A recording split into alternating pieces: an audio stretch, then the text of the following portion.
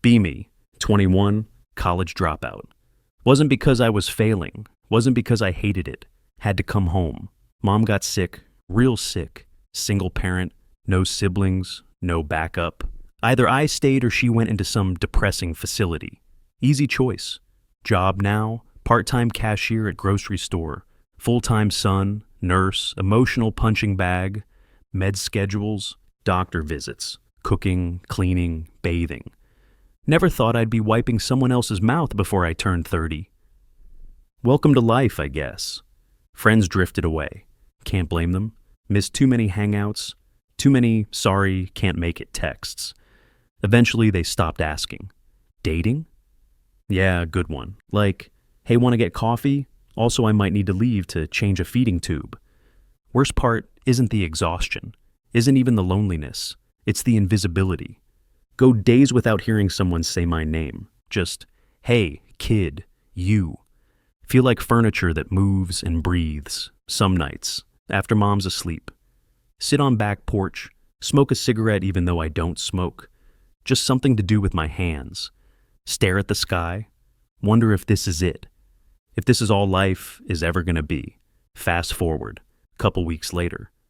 Doing my usual grocery store shift, restocking soup cans, pretending not to exist. Hear voice. Hey, sorry, can you help me reach that? Look up. Girl standing there, short brown hair, messy bun, oversized hoodie. Smiling like the world isn't terrible, like she hasn't learned yet. Reach up, grab whatever it was she needed, hand it to her. She says thanks, and actually looks me in the eye. Weird. Most people talk at me, not to me. Next shift, she's back, different aisle. Different excuse. Need an opinion? Are these chips better, or these? Plays it off casual, but keeps starting conversations. Name's Anna, student at the local community college, studying early education. Want to teach little monsters before they become big monsters. Her words, not mine. Talks a lot. Nervous energy, but it's nice. Warm, slowly becomes routine. Every Tuesday, every Thursday, she shows up. Buys random stuff she probably doesn't need. Talks to me. Starts feeling less like duty, more like something to look forward to. Like a window cracking open in a stuffy room. One day she notices. You always look tired, like, not normal, college tired, deeper. Shrug it off. Say, just busy. She doesn't push. But she doesn't stop looking either. Like she actually sees me. Another Tuesday. Closing shift. Anna sticks around till almost 9 p.m., chatting about nothing and everything. Finally, she says it. You never really talk about yourself. Awkward chuckle. Shrug. She sits on the low shelf like a gremlin. Tell me something real. Can't look at her. Something breaks loose inside. Words fall out. Tell her about mom, about dropping out, about the endless days that blur together, about the fear, about feeling invisible even in my own house. Finish talking, waiting for pity, waiting for awkward, I'm sorry, waiting for her to pull away. Instead, she just says, that's heavy, you're carrying a lot. Like it's a fact, not a weakness. Then, you shouldn't have to do it alone. Simple. No judgment, no fix-it advice, just acknowledgement. After that night, something shifts. Not huge, not fireworks, just quieter, easier, like standing in the same storm but realizing you're not the only one getting wet. She starts bringing me coffee at work. Survival juice, she calls it. Sometimes leaves stupid little sticky notes on the cup. You're doing better than you think. Don't punch a customer today, probably. If you disappear, I'm telling people you joined the circus. Catch myself smiling at them, even on bad days. Few weeks later, middle of January, cold enough to make your lungs hurt when you breathe. Mom catches the flu. Sounds simple. It's not. Weak immune system, complications, hospital trip at 3 a.m. Hours in waiting room, fluorescent lights buzzing, cheap coffee taste like regret. Nurse keeps calling me honey. Don't even hear half of what she says. Brain stuck on loop. What if this is it? What if this is the night everything breaks? Text Anna, no words. Just send her a blank message by accident. Throw phone back in pocket. Embarrassed. Maybe an hour later. Look up. She's there. Hoodie, messy hair, holding 2 cups of coffee and a backpack. No grand entrance, no pity face. Just sits next to me, hands me a coffee, pulls out her laptop, starts showing me stupid memes without saying a word. Bless her. Mom stabilizes. Doctors say she'll need a few days to recover. Still critical, but not dying.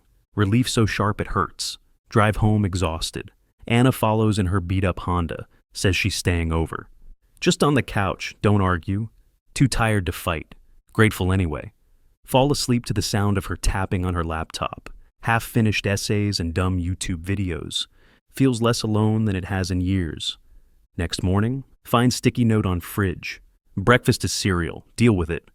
Actually laugh. First real one in weeks. Few months pass. Mom's stronger now. Not perfect, but better. New routine.